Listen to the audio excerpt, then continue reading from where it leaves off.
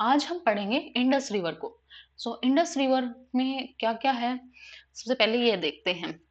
ये है हमारी ऊपर वाली इंडस रिवर। ये कहाँ से ओरिजिनेट हुई? ये हुई है बुखारचू ग्लेशियर से, जो कि तिब्बत में है। और इसको तिब्बत में इंडस रिवर को सिंगी खंबन के नाम से जाना जाता है। इंडिया में आने के बाद इसका नेम हो जाता है इंडस, और फिर ये पाकिस्तान में एंटर हो जाती है। और फिर ये देखते हैं कैसे-कैसे कौन-कौन सी रिवर्स इसमें आके मिलती हैं।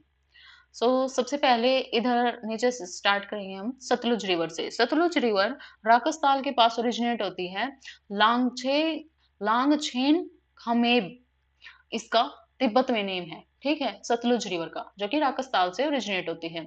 उसके बाद ब्यास। ब्यास जो नदी है वो रोहतांग पास से होके आती है। यानी कि ये भी इंडिया के बाहर से ओरिजिनेट होती है। जो 2 रिवर हैं जो सिर्फ इंडिया में ही ओरिजिनेट हो जाती हैं, वो है मतलब हिमाचल प्रदेश से। जो झेलम रिवर है वो भी वेरीनाग इंडिया से ही ओरिजिनेट होती है। रावी जो नदी है और चिनाब, ये दोनों हिमाचल प्रदेश में ओरिजिनेट होती हैं। और रावी नदी के हिमाचल प्रदेश में ओरिजिनेट होती है। उसके बाद चिनाब नदी, वो भी हिमाचल प्रदेश में ओरिजिनेट होती है। जो चिनाब नदी है ना, उसमें ये ध्यान रखना है कि है ना, ये 2 रिवर से मिलके बनी है। एक तो चंद्र और एक है भागा। यानी कि चंद्रा और भागा, ये एक जो चंद्रा है वो ओरिजिनेट होती है चंद्रताल से, और भागा रिवर जो ओरिजिनेट होती है वो सूरजताल से। ये दोनों जब कंडी जो जगह है ना हिमाचल प्रदेश में, वहां पे आके मिलके और उसके बाद चेनाब नदी कहलाती है, ठीक है? उसके बाद ये बची हमारी झेलम रिवर। झेलम रिवर वेरीनाग झील से ओरिजिनेट होती है। और जो झेलम नदी पे है ना, फ्रेश वाटर की लेक है हमारी, वो है वुलर लेक। और झेलम नदी की 2 मेन ट्रिब्यूटरीज हैं। एक तो है किशनगंगा और एक है पंच रिवर, ठीक है? और फिर उसके बाद ये देखते हैं कैसे-कैसे इंडस में मिलती हैं ये।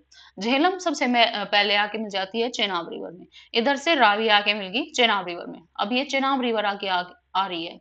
इधर से जो ब्यास नदी है ना, वो इधर से ओरिजिनेट हुई और सतलुज रिवर में आके मिल गई।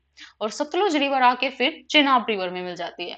फिर ये दोनों इकट्ठी होके जाके मिलती हैं हमारी जो इंडस रिवर है पाकिस्तान में जाके मिलती हैं, और फिर वहां पे पंचनाद बन जाता है, क्योंकि इंडस रिवर में 5 रिवर जाके मिल जाती हैं, इसलिए इसको पंचनाद बोला जाता है। और जो हमारे यहाँ हरिका बैराज है और इंदिरा गांधी कैनाल है, ये किस पे है? सतलुज रिवर पे, ठीक है?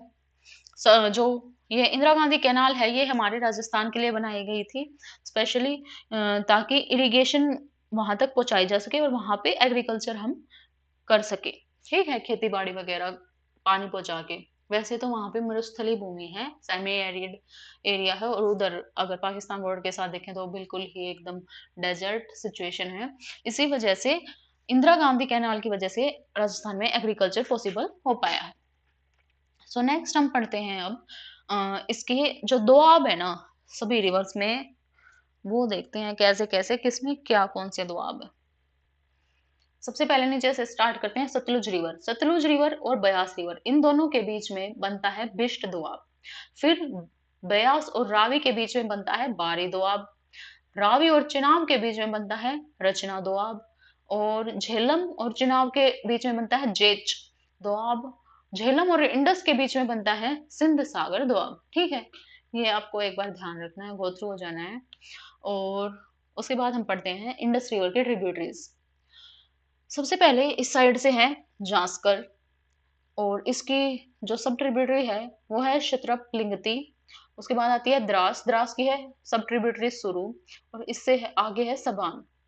ये क्लियर होगी 3-4। और इधर से इसके किनारे पे है ले सिटी इंडस के। फिर इंडस की जो मेन ट्रिब्यूटरी है, सबसे बड़ी ट्रिब्यूटरी भी यही है, और मेनली एग्जाम में पूछी भी यही जाती है, वो है श्योक नदी। श्योक नदी में है नुब्रा। राइनो ग्लेशियर से ये ओरिजिनेट होती है, और ये गलवान घाटी इधर ही इसके आसपास पड़ती है, ठीक है? और इसके बाद आती है सिंगार। सिगार सिगार ओरिजिनेट होती है हमारी हिस्पर ग्लेशियर से। और उसके बाद आती है गिलगिट। गिलगिट जगह का भी नाम है और रिवर का भी नाम है, जो कि हुजा से ओरिजिनेट होती है। ये वाली हमारी आउट ऑफ इंडिया है, तो ये आपको याद नहीं रखनी है, ठीक है? उसके बाद ये हमारा इंडस रिवर का ड्रेनेज पैटर्न था, ड्रेनेज सिस्टम था, जो कि हम कवर कर लिया है। अब हमारी सिर्फ मेन 2 ही नदी बची हैं, एक तो है नर्मदा और एक है तापी, वो देखते हैं अब।